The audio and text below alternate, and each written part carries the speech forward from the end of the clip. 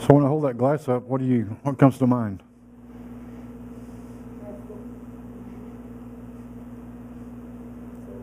Some half fulls, half fulls. If we were going to talk about half full or half empty, we would we talk about how it's really completely full, part water, part air. We would talk about that life is just like that.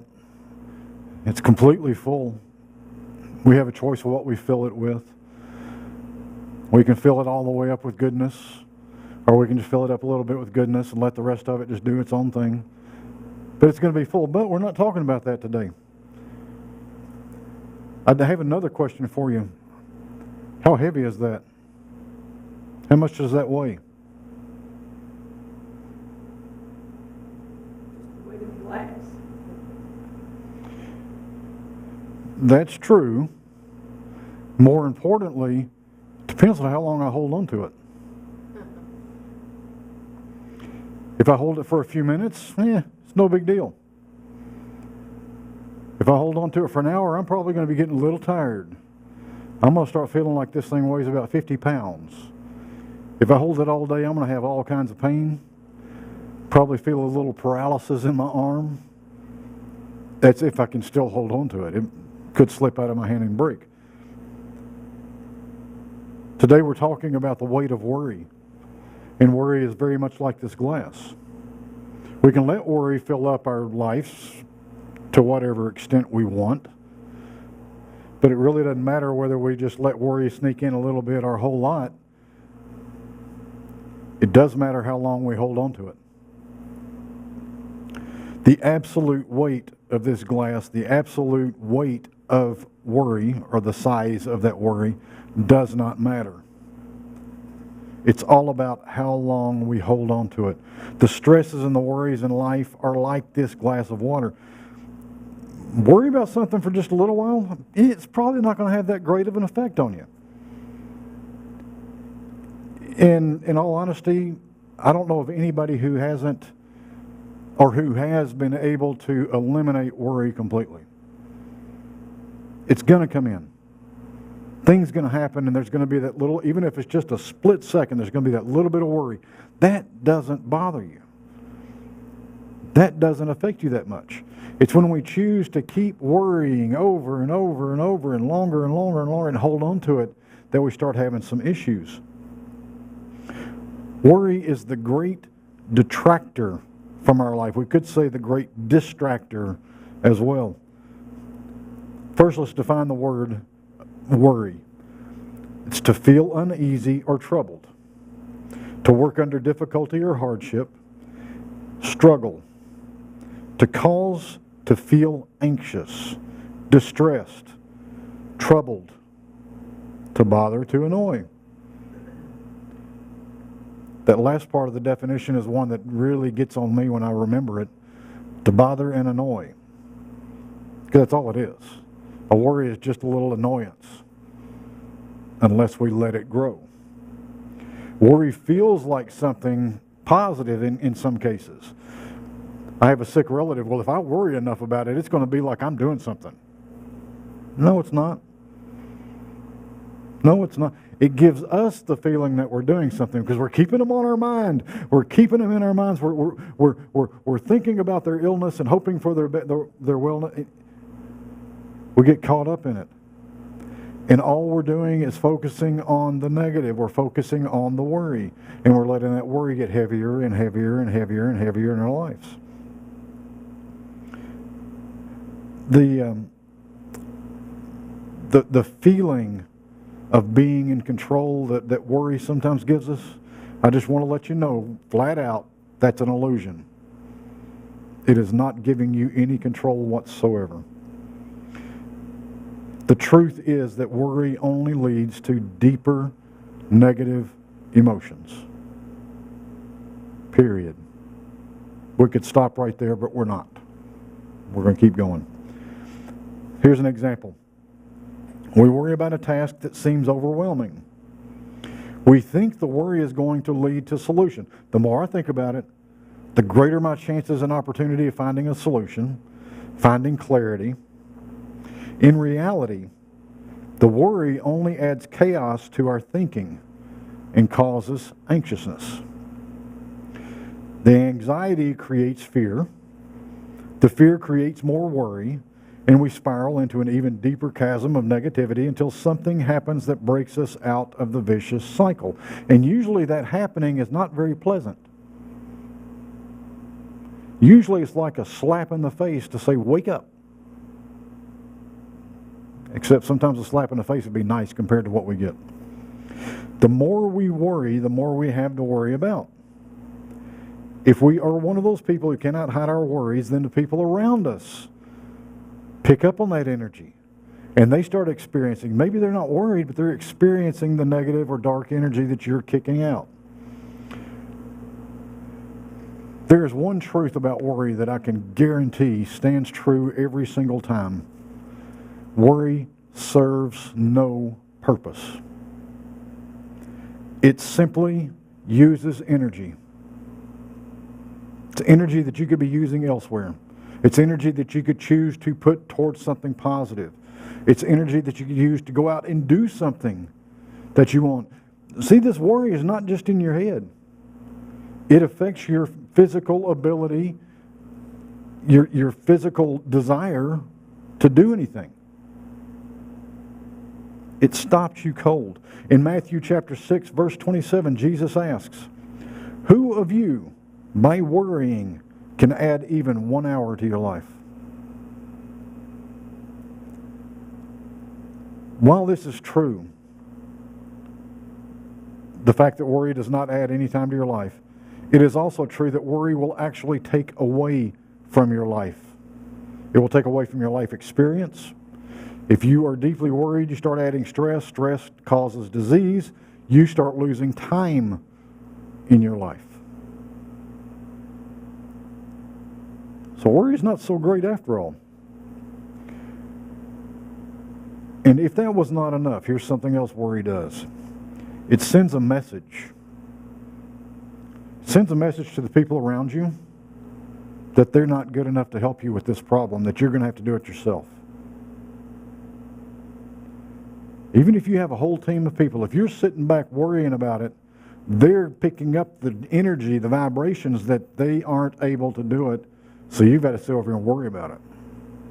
You've got to sit over here and take it into your own hands. Well, guess what? It doesn't stop with the people around you. You are telling God, this is such a big thing, I'm going to have to worry about it because I don't know if you can handle it. Me worrying about it's going to fix it. I got to do it on my own. But the problem with this part of the belief system is that when you worry, and you're telling God that God can't handle it, I've got to do it on my own, but you're also picking up on that worry energy which says, since I'm one with God, since I'm an expression of God, I can't handle it. So it's this vicious cycle that you fall into. I worry because it's a bad situation. I worry because nobody can handle it. I worry because God can't handle it. I worry because, oh my gosh, I can't handle it. I'm worried now because nobody can handle it. It's unfixable. It's unsolvable. You see how this vicious cycle, this downward spiral starts developing.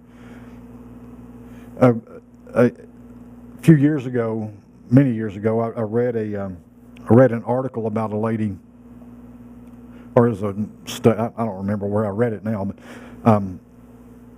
this lady was in her, she had a beautiful job, life was just going great. I don't remember now what happened, but something happened that caused her to start worrying, and this worry she couldn't contain, and it got to the point where leaving her property, going to work, felt unsafe. She kept worrying about what would happen when she got away, so she had people start bringing her work to her, and at her home, and she was able to work from home. She had her groceries delivered, all this stuff. This worry kept building. She kept falling into that deeper and deeper and deeper in that spiral, and it became unsafe for her to receive anyone into her home. So all deliveries, work, and everything had to be left on the front porch. And once it was delivered and the people left, she was able to go out and get it. Eventually, they got to the point where she had gotten worse, and even that was unsafe. So she couldn't even open her door to people.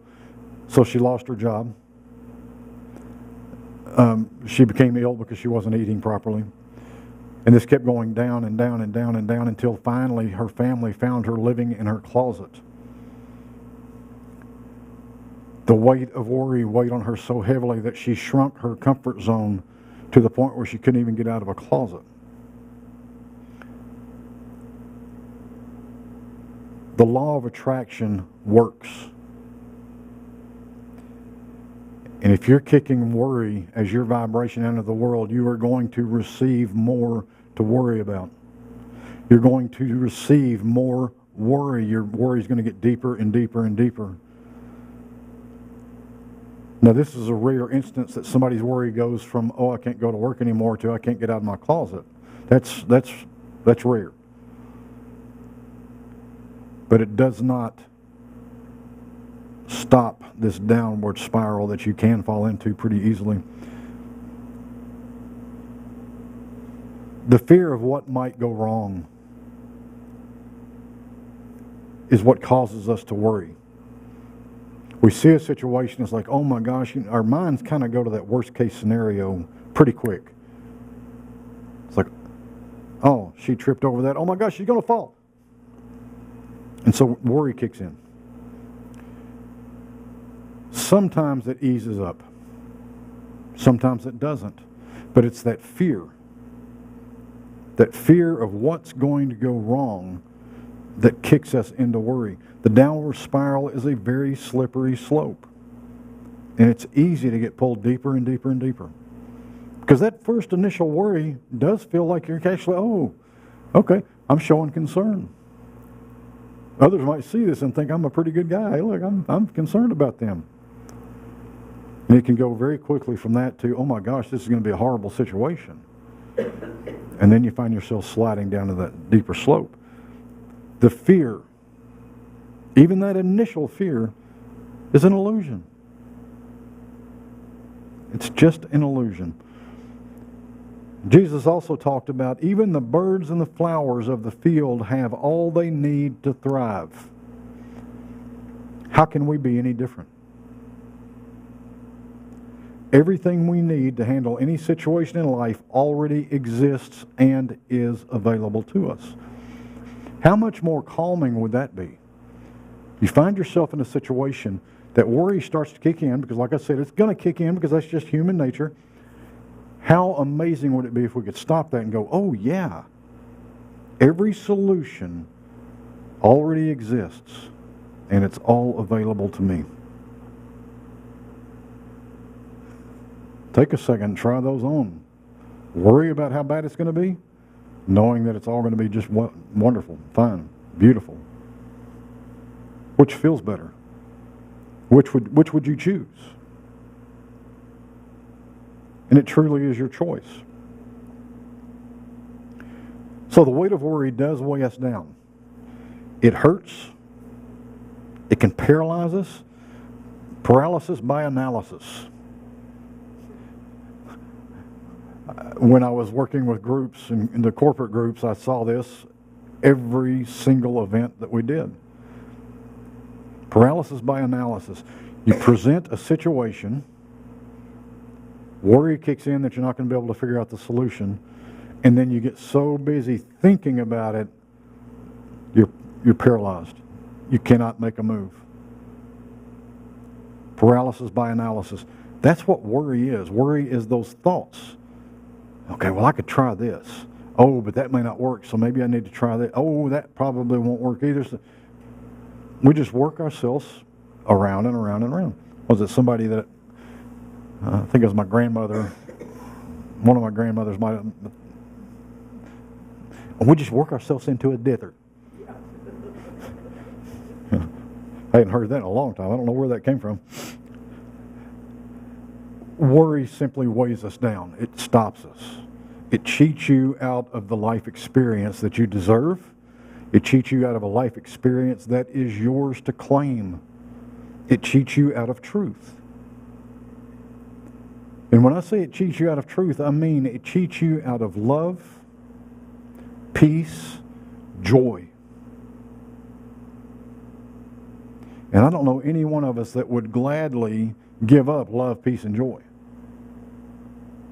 I don't want to give it up. And the great thing is, I don't need to give it up. Me giving it up does not serve myself. It does not serve anyone else. It does not serve God. Why would I give it up? When I choose to worry, that's exactly what I'm doing. I'm choosing to give it up. So stop worrying. Stop looking at what might go wrong. Start looking at what might go right. I mean, how many times you've done that? You get into a situation,